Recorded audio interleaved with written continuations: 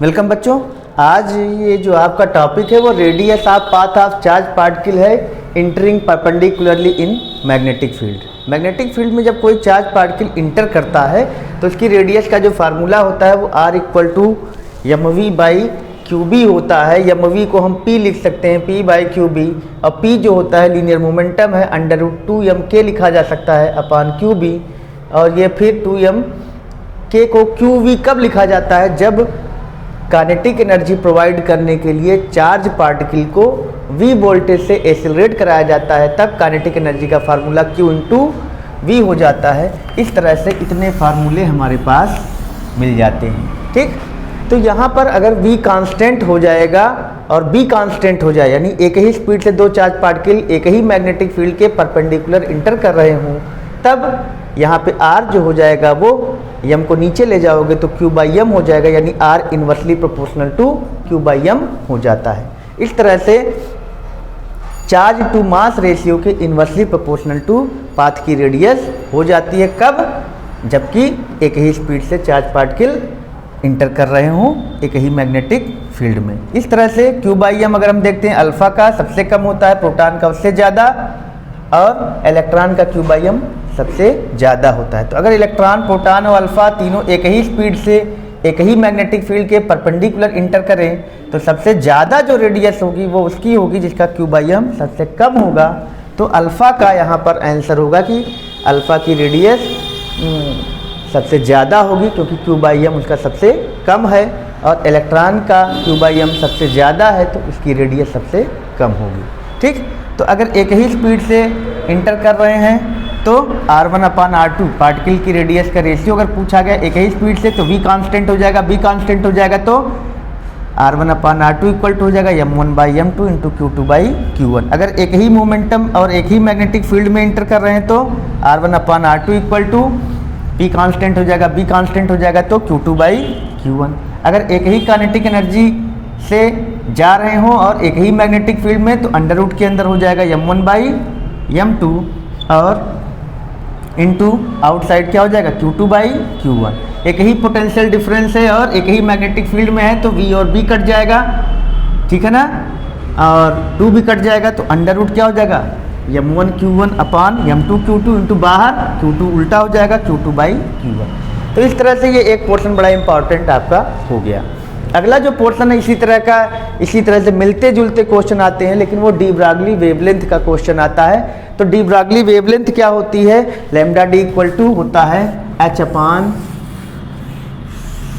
mv, और mv क्या होता है? Mass into velocity of particle, यानी कि लीनियर मोमेंटम, तो h अपान p हो जाएगा। h प्लैंक कांस्टेंट है, p की जगह फिर वही लिख सकते हैं √2m k लिख सकते हैं, और h अपान √2m qv कब लिख सकते हैं? जब किसी चार्ज पार्टिकल को v वोल्टेज से एक्सेलरेट कराया जाता है तो उसकी जो एनर्जी होती है वो q इंटू वी हो जाती है, अगर वो रेस्ट से एक्सेलरेट कर रहा है तब। अगर यहाँ v सेम हो तो लैम्डा डी किसके इन्वर्सली प्रोपोर्शनल हो जाएगा? m के, यानी कि λ1 अपान λ2 equal to m2 upon m1। अगर p सेम है तो λ1 अपान λ2 क्या हो जाएगा? 1 हो जाएगा, यानी कि यहाँ पे लैम्डा डी कांस्टेंट हो जाएगा। अगर k कांस्टेंट है तो λ1 अपान λ2 हो जाएगा, 1 अपान अंडर रूट m के प्रोपोर्शनल हो जाएगा, यानी कि अंडर रूट m2 अपान m1 हो जाएगा λ1 अपान λ2। अगर v कांस्टेंट है, एक ही पोटेंशियल डिफरेंस से एक्सेलरेट कराया जा रहा है, तब चार्ज पार्टिकल लैम्डा डी क्या हो जाएगा? इन्वर्सली प्रोपोर्शनल हो जाएगा q इंटू एम के, यानी कि λ1 अपान λ2 इज इक्वल टू हो जाएगा अंडर रूट के अंदर q2 m2, ये ऊपर चला जाएगा, 1 के लिए नीचे चला आएगा, 2 के लिए ऊपर, तो अंडर रूट q2 m2 अपान q1 m1। ठीक है, तो इस तरह से ये क्वेश्चन हमारे लग जाएंगे।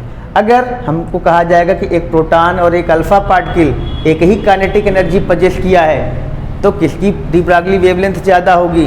तो एक ही काइनेटिक एनर्जी है तो h2 कांस्टेंट है तो अल्फा का मास ज़्यादा है तो उसकी डी ब्रागली वेवलेंथ कम होगी, प्रोटॉन का मास कम है तो उसकी डी ब्रागली वेवलेंथ ज़्यादा होगी। ठीक, यहाँ पर लैम्डा डी और 1 अपान अंडर रूट वी के बीच का ग्राफ अगर प्लॉट किया जाए तो वो एक स्ट्रेट लाइन होता है। ठीक है, अब स्ट्रेट लाइन में कभी कभी पूछा जाता है कि दो ग्राफ प्लॉट किए गए हैं लैम्डा डी और 1 अपान अंडर रूट वी के बीच में, और दोनों के चार्ज बराबर हैं, दोनों पार्टिकल के चार्ज क्या हैं? बराबर है। पूछा जाता है इनके m1 और m2 में किसका मास कम है, किसका मास ज़्यादा है। तो अगर चार्ज बराबर है तो कांस्टेंट ही है। तो अगर v कांस्टेंट हम कर देते हैं 1/√v कांस्टेंट कर देते हैं तो हम देखते हैं m1 की डी ब्रागली वेवलेंथ ज़्यादा है और m2 की डी ब्रागली वेवलेंथ कम है। तो डी ब्रागली वेवलेंथ m1 की ज़्यादा है तो इसका मतलब m1 मास, अगर डी ब्रागली वेवलेंथ ज़्यादा है तो इसका मतलब मास क्या है, कम है। तो m1 यहाँ कम होगा, m2 ज़्यादा होगा। यानी कि यहाँ पर हम देख रहे हैं कि डी ब्रागली वेवलेंथ के नियर वाला जो ग्राफ होता है उसका मास कम होता है। यानी कि नज़दीक वाले का जो ग्राफ लैम्डा के नज़दीक होता है उसका मास कम होता है। ये ट्रिक जान लो, ठीक है। तो इस तरह से बहुत सारे क्वेश्चन हमने यहाँ पर लगा दिए हैं। तो ये क्वेश्चन आप लोग देखते रहिएगा। यहाँ पर क्वेश्चन जो लगा हुआ है इसमें क्या पूछा गया है कि एक प्रोटॉन, एक अल्फ़ा पार्टिकल, एक प्रोटॉन, एक अल्फ़ा पार्टिकल और एक इलेक्ट्रॉन, तीनों एक ही काइनेटिक एनर्जी से किसी मैग्नेटिक फील्ड में इंटर कर रहे हैं। इनकी रेडियस किसकी ज़्यादा होगी, किसकी कम होगी। तो ये फार्मूला हमारा यहाँ लग रहा है, ये वाला। और यहाँ पे प्रोटॉन और अल्फ़ा की रेडियस देखिए बराबर आ जाएगी और यह रेडियस इलेक्ट्रॉन की पाथ की रेडियस से ज़्यादा होगी, ठीक है। तो आज के लिए इतना ही। हमें उम्मीद है कि इसमें से कम 2 प्रश्न आपके बोर्ड में आएगा। आज के लिए इतना ही। आप लोग वीडियो को शेयर कर दीजिए, लाइक कर दीजिए और सब्सक्राइब अभी तक ना किए हों तो ज़रूर कर दीजिए। आपका कुछ जाएगा नहीं, हाँ मेरा और बच्चों का कुछ फ़ायदा ज़रूर हो सकता है।